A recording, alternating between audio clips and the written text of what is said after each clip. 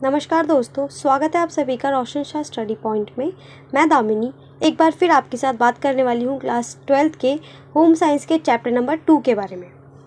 Chapter number 2 जो है वो हमारा पूरा नैदानिक पोषण और आहारिकी से संबंधित है। इसके कुछ जो शुरुआती टॉपिक है वो हम कवर कर चुके हैं।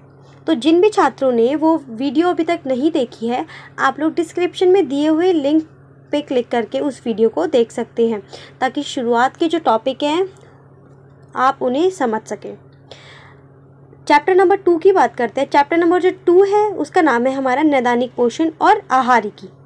इस पूरे अध्याय में हमने नैदानिक पोषण और आहारिकी से संबंधित जो विषय हैं और उनके जो कॉन्सेप्ट है उन पे बात की है। तो शुरुआत के टॉपिक तो हम कवर कर चुके हैं, बाकी के जो टॉपिक कवर नहीं हुए हैं आज उनको कवर करने का प्रयास करेंगे। तो स्टार्ट करने से पहले हम अपने चैप्टर को अपने टॉपिक्स को देख लेते हैं कि किन किन टॉपिक को आज हम पढ़ेंगे। जैसे कि आप जानते हैं कि पोषण, नैदानिक पोषण, महत्व और आहारिकी और आहार चिकित्सा, ये 5 टॉपिक हम इससे पहले के वीडियो में कवर कर चुके हैं। आज के जो इस वीडियो में हम कवर करेंगे वो है भोजन की सघनता में परिवर्तन, भोजन देने के प्रकार और दायरा। ये 3 टॉपिक जो हैं वो इम्पॉर्टेंट है। थर्ड टॉपिक इम्पॉर्टेंट ज़्यादा नहीं है। इसके अलावा भोजन देने के प्रकार और भोजन की सघनता में परिवर्तन, ये इम्पॉर्टेंट है। काफ़ी बार क्वेश्चन पूछ लिया जाता है, तो आप लोग इसको अच्छे से समझते चलिए। तो स्टार्ट करते हैं फिर आपकी वीडियो। स्टार्ट करने से पहले एक और इम्पॉर्टेंट बात, अभी तक जिन भी स्टूडेंट ने मेरा चैनल सब्सक्राइब नहीं किया है तो डू सब्सक्राइब ना हो, ताकि आप लोगों को वीडियोज़ मिल सके टाइम से, और अगर कोई वीडियो आती है तो आपको सबसे पहले नोटिफिकेशन पहुँचे। स्टार्ट करते हैं। आज का जो हमारा पहला टॉपिक है वो है आहार के प्रकार, यानी कि आज हम आहार के प्रकारों को पढ़ेंगे कि आहार के कितने प्रकार होते हैं।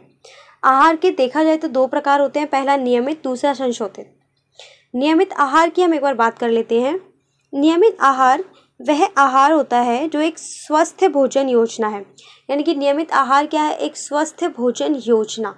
स्वस्थ भोजन योजना से इनका तात्पर्य ये है कि आपने देखा होगा, हम सुबह से लेकर शाम तक, हम जब सुबह उठते हैं और शाम को सोने तक हमारी एक डाइट प्लान बन जाता है कि हमें मॉर्निंग में ये लेना है, लंच में ये लेना है, उसके बाद डिनर में ये लेना है।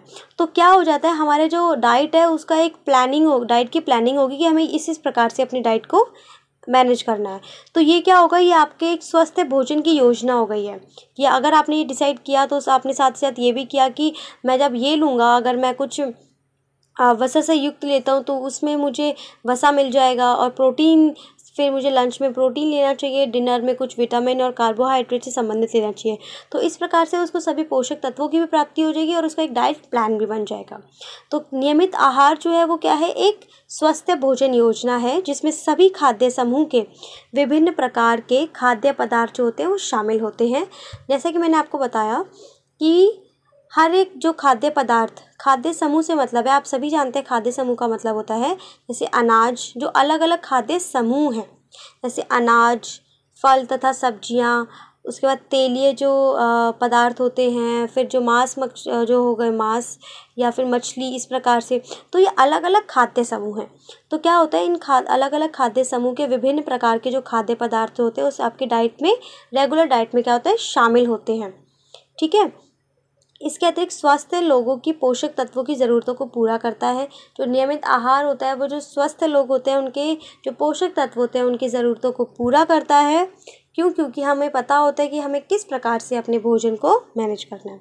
तो नियमित आहार को आप समझ चुके हैं कि रेगुलर डाइट जो हम रेगुलर बेस पे लेते हैं, जो एक स्वस्थ भोजन योजना है जो हमारे सभी पोषक तत्वों की आवश्यकताओं की पूर्ति करता है। अगले की बात करें अगर हम, तो संशोधित आहार। संशोधित आहार से मतलब है कि ऐसा आहार जिसमें संशोधन किया गया हो, संशोधन करके बनाया गया हो, उस आहार को हम संशोधित आहार कहते हैं। नियमित आहार तो सिंपल होता है, जो हम खा रहे हैं वही हम कंटिन्यू करते हैं। जो संशोधित आहार होता है वो ऐसे लोगों या ऐसे व्यक्तियों के लिए होता है जो रोगी होते हैं। तो रोगियों के लिए संशोधित आहार होता है। इसमें क्या होता है, इसमें अलग अलग जो खाद्य पदार्थ होते हैं, जो खाद्य तत्व होते हैं, जो पोषक तत्व होते हैं, उनकी सामग्री को बदलकर या तो बदल दिया जाता है या फिर विशेष खाद्य पदार्थों को शामिल कर दिया जाता है। ठीक है, इसे हम चिकित्सीय आहार भी कहते हैं। ठीक, चिकित्सीय आहार का मतलब होता है कि जो डॉक्टर द्वारा हमें रेकमेंड किया जाता है। अब डॉक्टर तो उन्हीं लोगों को रेकमेंड करेगा जो रोगी होंगे, और रोगी को ही वो कर, क्योंकि रोगी जो होता है उसको हम सामान्य व्यक्ति की तरह भोजन नहीं दे सकते, ना वो उस भोजन को ग्रहण करने के योग्य होता है। क्यों? क्योंकि जो उसकी बॉडी है वो उस भोजन को ग्रहण नहीं कर सकती, ना डाइजेस्ट कर सकती है। इसलिए तो हम उसके जो खाद्य पदार्थ होते हैं उसमें हम थोड़े से चेंजेस ला देते हैं, उसके जो पोषक तत्व होते हैं उसमें कुछ परिवर्तन ला देते हैं। तो इस परिवर्तन को ही हम संशोधित आहार के नाम से जानते हैं। एक बार इसकी परिभाषा को भी देख लेते हैं। संशोधित आहार कुछ घटकों जैसे कैलोरी, वसा, विटामिन और खनिजों को शामिल करने या बाहर करने के लिए बदल दिया गया आहार है। बिल्कुल, मैंने आपको भी बताया कि एक जो रोगी होता है उसको अलग अलग जो पोषक तत्व होते हैं उनकी मात्रा को कम करके उसमें परिवर्तन करके जो तैयार जो आहार होता है उसे हम संशोधित आहार कहते हैं। इसके अतिरिक्त आहार को आमतौर पर चिकित्सीय कारणों से संशोधित किया जाता है। चिकित्सीय कारणों का मतलब होता है यदि किसी को कोई डिसीज़ है, कोई बीमारी है, तो उसके आधार पे ही या वो कारण होता है आहार परिवर्तन करने का। जैसे उच्च रक्तचाप, आपने देखा होगा कि जब किसी को उच्च रक्तचाप या हाई ब्लड प्रेशर होता है तो उसमें क्या होता है, डॉक्टर जो होता है वो उस व्यक्ति को आयोडीन लेने के लिए सख्त मना कर देता है। लेकिन जैसे ही ब्लड प्रेशर अगर किसी का लो होता है तो जो डॉक्टर होता है वो उसको सजेस्ट करता है कि आपको आयोडीन लेना चाहिए। इसी के अतिरिक्त अगर आप देखें तो एक जो गर्भवती महिला होती है, जो एक प्रेग्नेंट लेडी होती है, उसको प्रेगनेंसी के दौरान आयरन और प्रोटीन लेने के लिए काफ़ी ज़्यादा प्रेरित किया जाता है। क्यों? ताकि उसकी जो हड्डियां हैं और जो आयरन ले रही है वो उसकी बॉडी में अच्छे से वो अब्जॉर्ब हो सके और उसके जो पेट में जो बेबी है उसको जो पोषक तत्व है वो पूरी मात्रा में मिल सके। तो इसी आप देख सकते हैं कि बीमारी के अनुसार ही भोजन में परिवर्तन किया जा रहा है। इसे ही हम संशोधित आहार के नाम से जानते हैं। बात करें, अगर हमने अभी संशोधित आहार की बात की है, अब हम बात करते हैं आहार में संशोधन कि आहार में संशोधन का मतलब क्या होता है। हालांकि दोनों सेम है लेकिन दोनों की डेफिनेशन थोड़ी सी अलग है। डेफिनेशन की अगर बात करें तो भोजन में पोषक तत्व, तरलता, स्वाद, मसाले की मात्रा और रेशे की मात्रा में आवश्यकता अनुसार परिवर्तन किया जाना आहार में संशोधन कहलाता है। बिल्कुल, यानी कि अपनी आवश्यकता के अनुसार मात्रा, मसालों की मात्रा में, रेशों की मात्रा में, तत्व, तरलता, स्वाद में परिवर्तन किया जाना आहार संशोधन है। रोगी को दिए जाने वाले आहार की मात्रा में परिवर्तन किया जाता है क्योंकि जो रोगी होता है वो रोगग्रस्त होने के कारण सामान्य रूप से भोजन नहीं खा सकता है। सबसे बड़ा कारण होता है इसका ये। अब हम बात करते हैं भोजन की सघनता में परिवर्तन। यानी कि आपने देखा होगा कि जो रोगी होते हैं, आप एक ही भोजन आप सभी प्रकार के रोगी को तो नहीं दे सकते हैं। जो रोगी होगा उसकी बीमारी के अनुसार ही आप उसको भोजन देंगे। तो जो भोजन की सघनता में परिवर्तन से तात्पर्य है कि रोगियों को मतलब उनकी बीमारी के अनुसार उनको भोजन प्रोवाइड कराना होता है। और इसमें क्या होता है, 3 प्रकार का आहार होता है। पहला तरल आहार, दूसरा कोमल आहार और जो तीसरा होता है वो होता है अर्ध तरल आहार। तो 3 प्रकार के आहार होते हैं जो रोगियों को प्रोवाइड कराए जाते हैं। सबसे पहले हम बात करते हैं तरल आहार की। तरल आहार, जैसे कि आप नाम से ही समझ रहे हैं कि ऐसा आहार जो क्या है, तरल अवस्था में है, उसे हम तरल आहार के नाम से जानते हैं। तो एक बार इसकी डेफिनेशन की बात कर लेते हैं हम।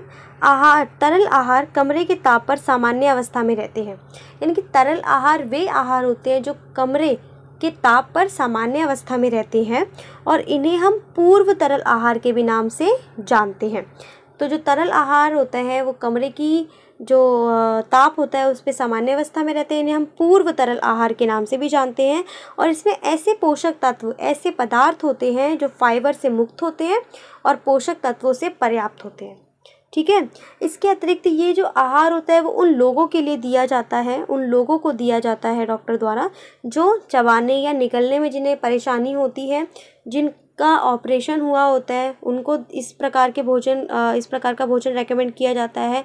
या फिर जिनको अल्सर ग्रस्त या फिर जो हाई फीवर, इससे ग्रस्त जो व्यक्ति होते हैं उन लोगों को डॉक्टर द्वारा ये इस प्रकार का भोजन रेकमेंड किया जाता है।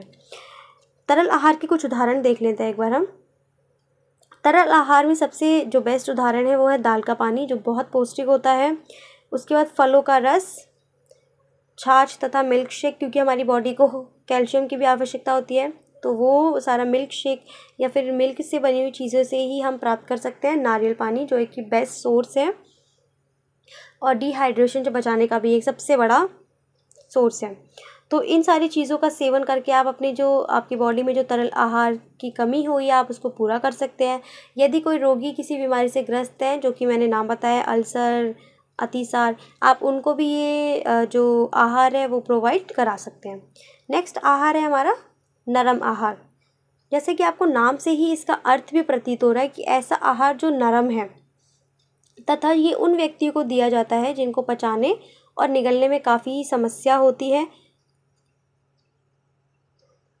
ताकि वे व्यक्ति इस भोजन को, इस आहार को अच्छे से डाइजेस्ट कर सकें। तो क्या ये जो नरम आहार होता है इसमें अधिक रेशेदार और गैस बनाने वाले पदार्थ नहीं होते हैं, और ये उन लोगों को दिया जाता है, जैसे मैंने कि आपको बताया, जो चबाना या फिर पचाने में जिनको तकलीफ़ होती है, या फिर जिनका पेट फूलता है, उबकाई जैसे प्रॉब्लम होती है, या फिर जठरांत्र समस्या होती है। तो इन लोगों को इस प्रकार का जो भोजन है वो दिया जाता है, डॉक्टर द्वारा रेकमेंड किया जाता है, ताकि जो इनकी प्रॉब्लम है वो सही हो सके और इनका जो पेट है वो जो उन्होंने खाना ग्रहण किया उसको डाइजेस्ट कर सके। इसके बाद जो भोजन होता है उसके उदाहरण कुछ देख लेते हैं। सबसे पहला है खिचड़ी, दलिया, केला, उबले तथा मसले आलू। नरम आहार के अंतर्गत ये सारी चीज़ें शामिल हैं जो एक व्यक्ति को दी जाती हैं जब वो उसके पेट में प्रॉब्लम होती है या फिर जब उसको अपच की दिक्कत होती है, इन सारी कंडीशंस में। नेक्स्ट की बात करते हैं तरल आहार। अर्ध तरल आहार। अर्ध तरल आहार जो होता है वो ऐसे व्यक्तियों को दिया जाता है जिन्हें पाचन से संबंधित प्रॉब्लम होती है। अगर आप देखें तो पाचन से संबंधित मतलब ज़्यादातर जो डिजीज़ होती हैं वो क्या होता है, आप कुछ भी खाते हैं तो पाचन से संबंधित ही होती हैं। तो पाचन से संबंधित अलग अलग प्रकार की बीमारी होती है, तो कुछ ज़्यादा बड़ी होती हैं तो कुछ छोटी, तो उसके अनुसार ही उनको फिर भोजन या आहार प्रोवाइड कराया जाता है। तो फिर तीसरा जो प्रकार है वो है अर्ध तरल आहार, यानी कि कुछ ऐसे पेशेंट्स भी होते हैं जिनको पाचन से संबंधित भी प्रॉब्लम होती है, तो उनको क्या होता है, उनको अर्ध तरल आहार जो होता है वो प्रोवाइड कराया जाता है, जिसमें उन्हें उबली हुई सब्जियां दी जाती हैं। ठीक है, उबली हुई सब्जियां और घुटी हुई दाल और सूप, आधा उबला अंडा, ये सारी जो खाद्य पदार्थ है उनके भोजन में शामिल किए जाते हैं ताकि ये अच्छे से डाइजेस्ट हो सके। इसके बाद नेक्स्ट जो हमारा टॉपिक है वो है भोजन देने के तरीके। भोजन देने के तरीक़ों से अगर हम बात करें तो इनका मतलब है कि आपने देखा होगा, मतलब ये सामान्य व्यक्ति को नहीं बोल रहे हैं, ये उन लोगों को बोल रहे हैं जो पेशेंट्स होते हैं।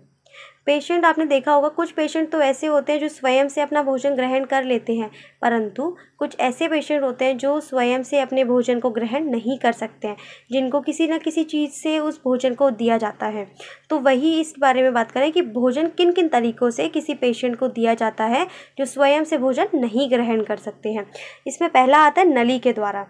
नली के द्वारा भोजन ग्रहण करना। इसमें क्या होता है, एक नली होती है जिसमें उस नली को जो रोगी होता है उसके मुंह में डाल दिया जाता है और उस नली के माध्यम से पूरा जो भोजन है वो उस व्यक्ति के मुंह में डाल दिया जाता है ताकि वो अच्छे से उसे डाइजेस्ट कर सके और अवशोषित कर सके। और इस क्या होता है, जब इस नली के माध्यम से भोजन दिया जाता है तो भोजन खिलाने में पोषण की दृष्टि से जो संपूर्ण भोजन होता है वो नली के द्वारा दे दिया जाता है और रोगी जो होता है वो भोजन को पचा लेता है और अवशोषित कर लेता है, जो कि काफ़ी ज़्यादा इंपॉर्टेंट होता है। क्यों? क्योंकि अगर किसी रोगी को ठीक होना है तो उसके लिए जो वो खा रहा है उसका पचना ज़रूरी है, तभी वो उसकी बॉडी में लगेगा एंड उसकी बॉडी जो है वो जल्दी रिकवर होगी। इसीलिए ये जो रोगी होता है वो इस जो भोजन होता है उसको पचा लेता है और अवशोषित कर लिया जाता है। इसी कारण से जो नली द्वारा भोजन दिया जाता है वो काफ़ी ज़्यादा लोगों द्वारा काफ़ी पसंद किया जाता है कंपैरेटिवली अंतःशिरा संभरण की अपेक्षा। पहला प्रकार हो गया नली द्वारा भोजन ग्रहण करना। दूसरे प्रकार की एक बार बात कर लेते हैं।